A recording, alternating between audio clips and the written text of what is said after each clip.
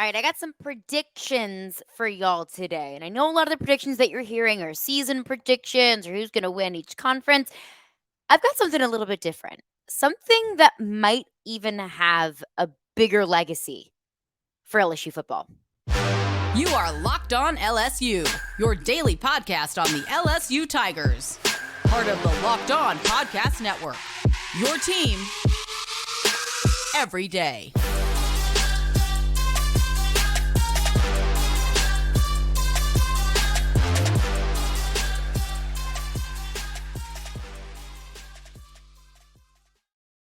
Well, thank you for making Locked On LSU your first listen every single day. We are free and available wherever you get your podcasts. Plus, we're also on YouTube as well. So you can listen to us when you're on the run on your preferred podcast platform, or you can always watch us on YouTube as well. However you watch, wherever you watch, however you interact with the podcast, like, comment, subscribe, rate, review, all that good stuff. Just appreciate you for being here and always appreciate you for making Locked On LSU your first listen every single day. Let's get into it.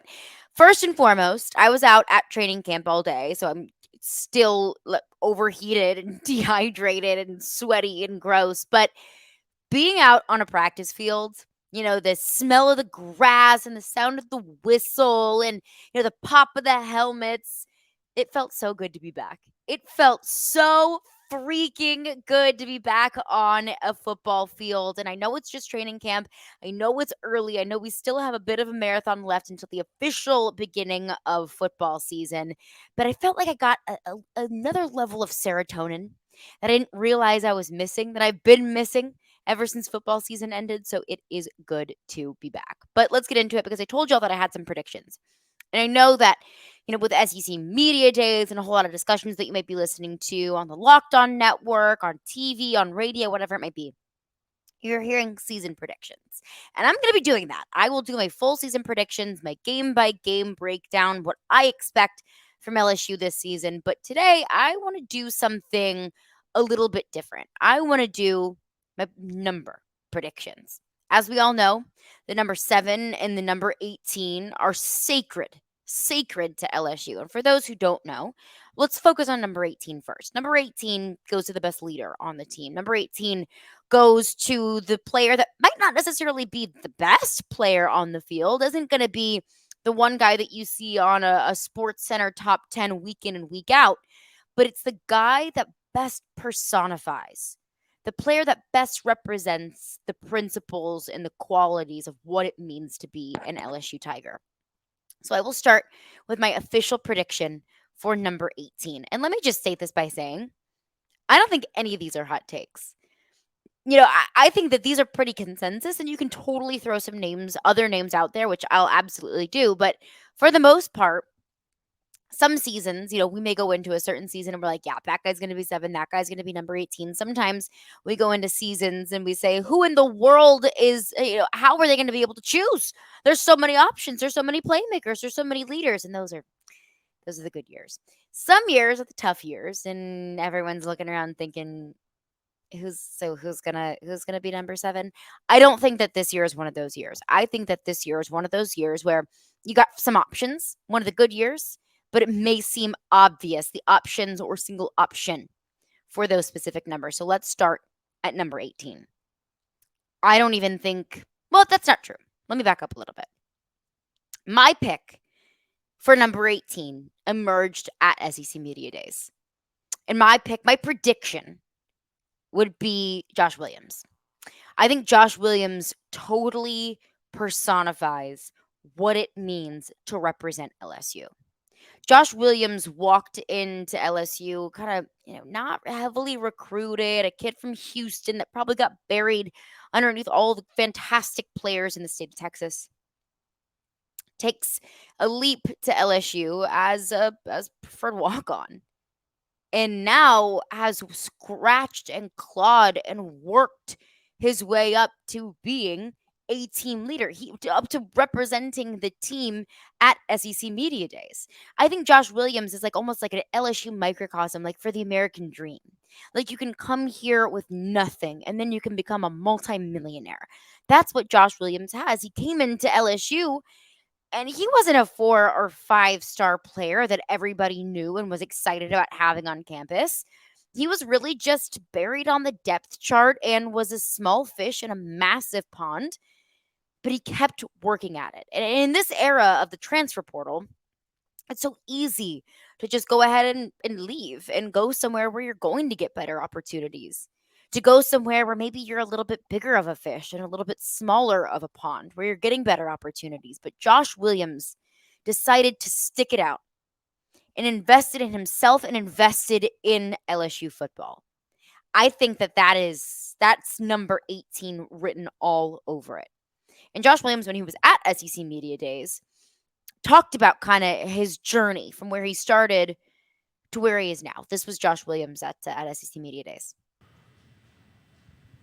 Josh, just what's it mean to you to be in the position you're in? You grow up a big LSU fan. You go to LSU. When you had offers from other schools, you kind of took a chance, bet on yourself to get to this point, and now going into the season and the spot you're in. Just what's the emotions like for you? It means everything in the world for me to be here in this spot that I'm in. Coming into LSU as a walk-on and seeing the guys that participated in the SEC Media Days and what they meant for the team and what they meant to the coaching staff, just to be in the position I am now, it just feels amazing. And he did it for himself. I mean, if that's not a guy that bleeds purple and gold, I don't know who is. A guy that, like in that clip said, I mean, Josh Williams had offers other places. He could have gotten easier opportunities elsewhere, but he wanted to go to LSU. He wanted to represent LSU, even if that meant a more difficult road ahead. And he took that opportunity and made everything of it. I think that is the most number 18 of number 18s there is. Now, I do think that there's a very, very, very fair argument to make for Mekhi Wingo to be number 18. Mekhi Wingo transfers in from Missouri after his true freshman season, comes into LSU. Mason Smith tears his ACL against Florida State. Mekhi Wingo steps up. And I don't want to undervalue Mason Smith's impact at all, but Mekhi Wingo was able to step up and was able to bridge that gap of life with Mason Smith, to life without Mason Smith.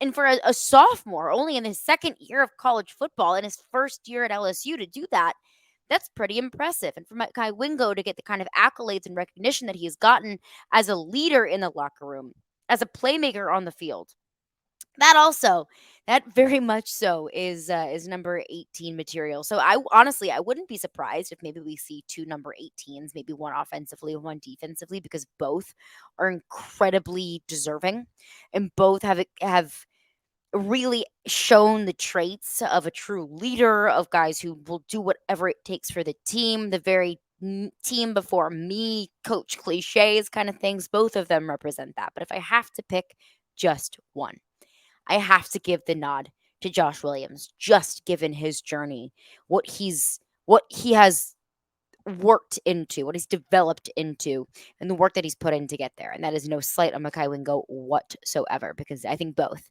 are incredibly deserving. Coming up next, who do I think is going to be number 7? We'll get into that coming up next.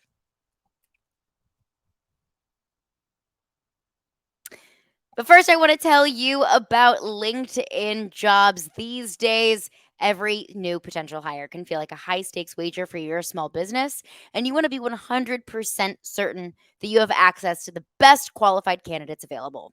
So that's why you have to check out LinkedIn Jobs. LinkedIn Jobs helps find the right people for your team faster and for free. It is crunch time, people. We are almost to football season, and the station that I work for here in Nashville, they are hiring. We're looking for somebody to fill a role, and we need to do it soon. We need to do it fast because football season is approaching, and that is the best part about LinkedIn Jobs. It's a quick, easy, painless, and free process. Hey, it's free. Who doesn't like being able to use these wonderful tools, not having to pay for it? So all you do is go to linkedin.com and you just post a free job post on LinkedIn. Then you add your job and the purple hashtag hiring frame to the LinkedIn profile to spread the word that you are hiring.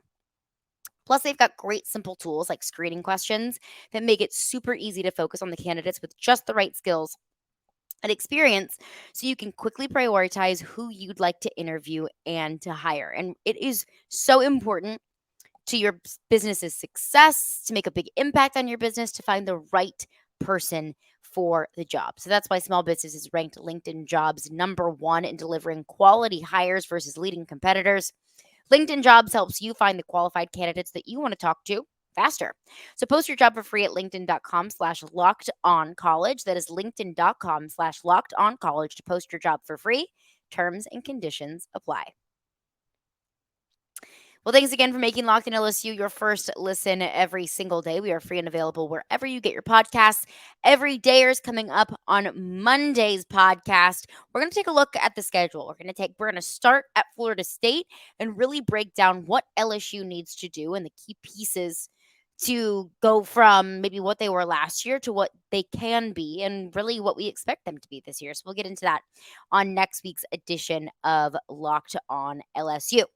But I got my number predictions, my number 7 and my number 18 predictions. If I have to pick one, I'm going Josh Williams for number 18. If I get to pick 2, which they've done in the past, plenty of times in the past, I would say Mekhi Wingo.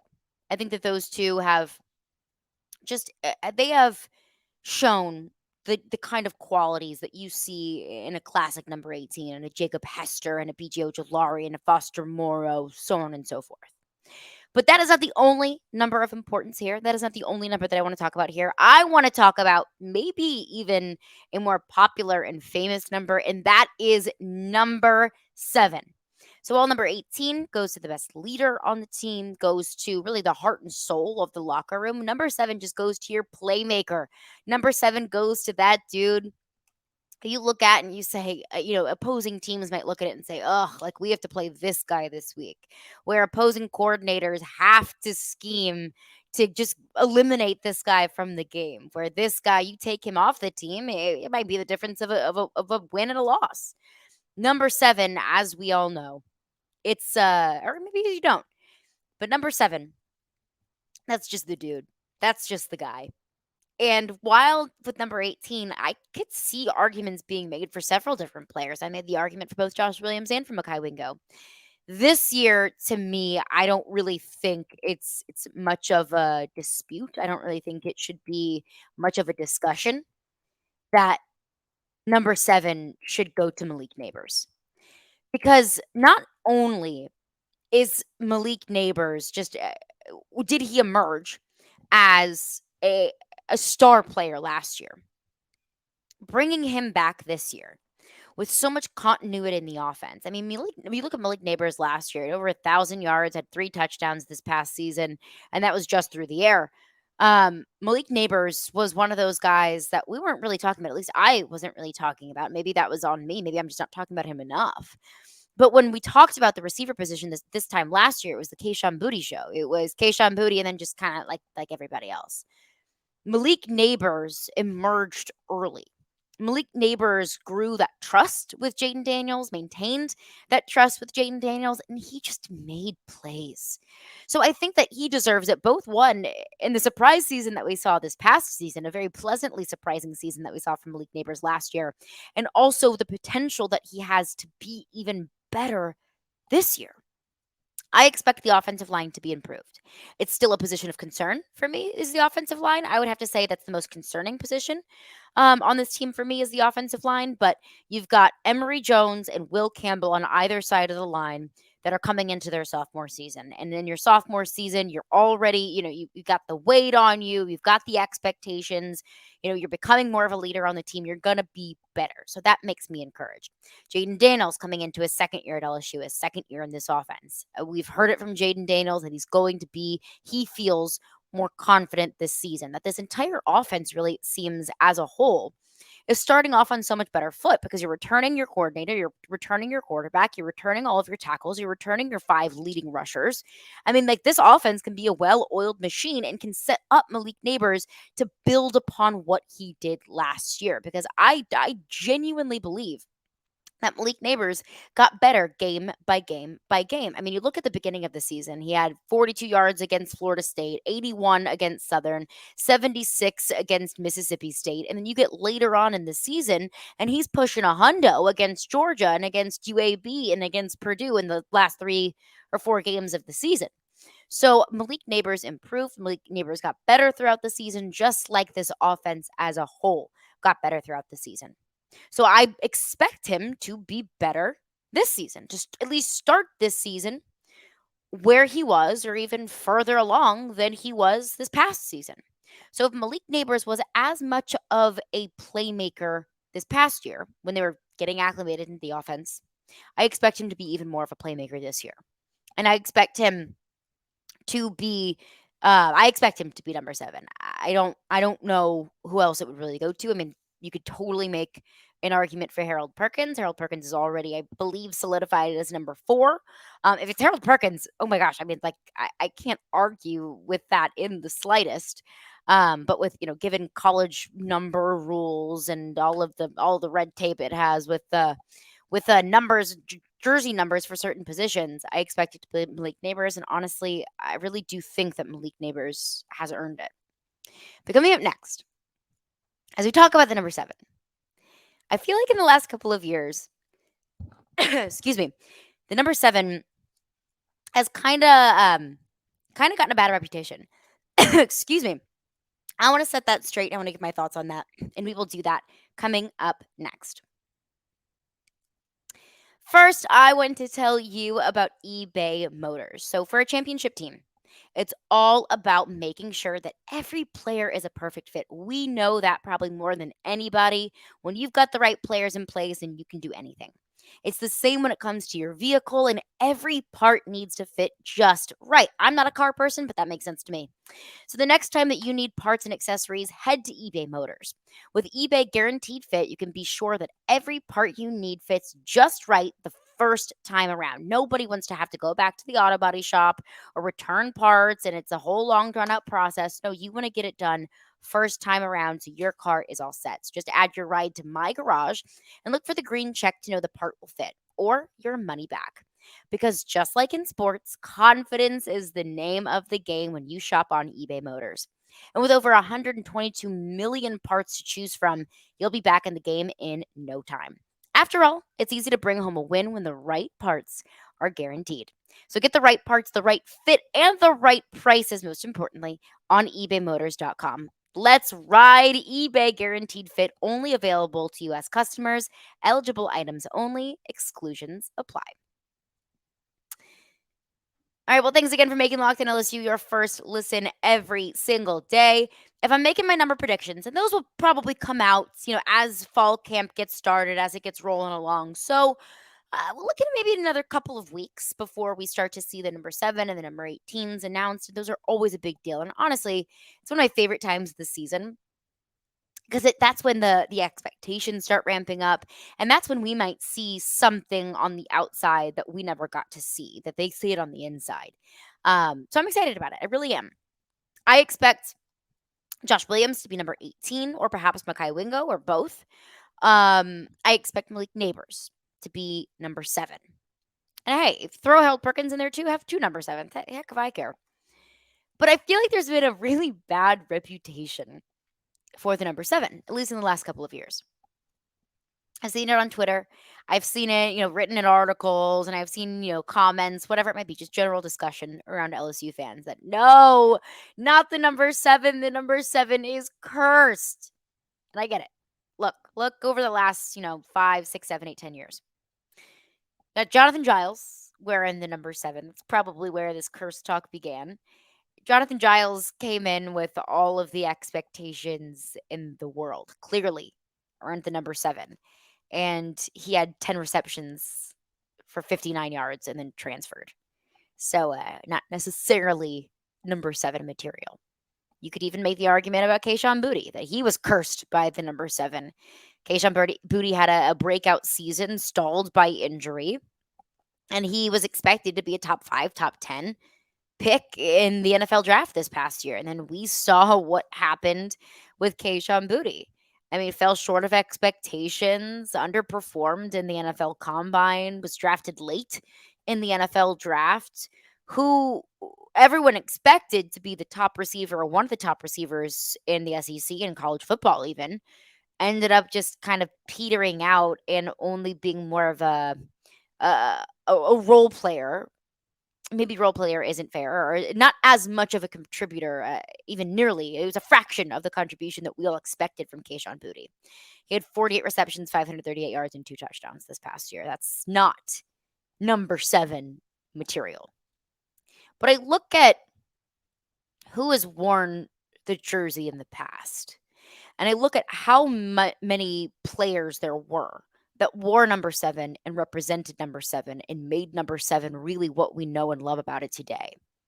Players like Patrick Peterson and Tyrann Mathieu and Leonard Fournette. Not just great LSU Tigers who did great things in college, but also players that went on to have long and successful and decorated careers in the NFL. There's Super Bowls between those guys.